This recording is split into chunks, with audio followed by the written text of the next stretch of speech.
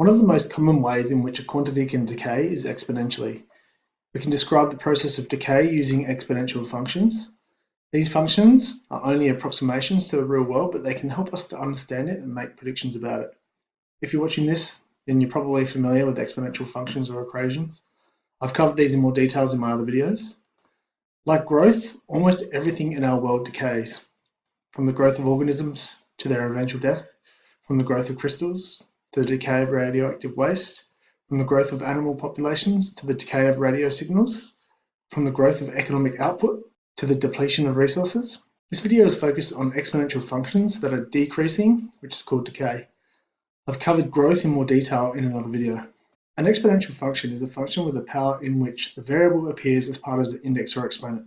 These are all variations of exponential functions. If b is greater than 0 but less than 1, the function is decreasing, and we have decay. Real-world examples of decay are cooling temperatures, radioactive waste, depreciation of motor vehicles. Consider a radioactive substance with an original weight of 20 grams. If it decays or reduces at 5% each year, the multiplier for this is 95%, or 0.95.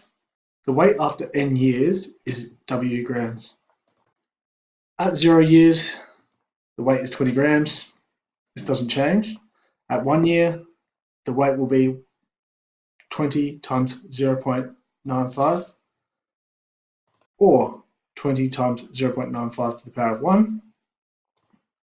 At 2 years, the weight will be 20 times 0.95 times 0.95, or 20 times 0.95 to the power of 2. At 3 years, the weight will be 20 times 0.95 times 0.95 times 0.95, or 20 times 0.95 to the power of 3. From this pattern, we can see that the weight after n years is given by W equals 20 times 0.95 to the power of n. Here's a graphical representation of the weight of the radioactive material after n years. We know that radioactive decay is a continual process, so the weight remaining will actually be given by a smooth exponential curve. W equals 20 times 0.95 to the power of n. You notice that the function is decreasing or decaying.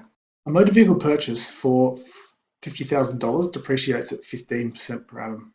Write the formula for the future value of the motor vehicle after n years. The multiplier for this is 85%, or 0.85, which is 100% take the 15%. And we write the formula as the future value is 50,000 times 0.85 to the power of n. What is the value of the motor vehicle after 4 years? This is when n equals to 4. We substitute that into our equation, we get the future value is 50,000 times 0.85 to the power of 4. We can put that into our calculators and solve it, and we get the future value is 26,131. Notice that the value is decreasing. Here we're going to continue with the same example. Let's sketch the graph of the value of the motor vehicle over time. Here I've provided a graph for you. If you need further techniques on how to graph an exponential equation, please refer to my graphs of exponential functions video. When the value of the vehicle depreciates to $10,000, it'll be upgraded. When will it be upgraded? So we can use the graph to determine this. So we know the value is the vertical column. So we look for $10,000, and we trace across to our graph, and we trace down. We find that after 10 years, the vehicle will depreciate to $10,000 and will need to be upgraded. That's it for this video. Thank you.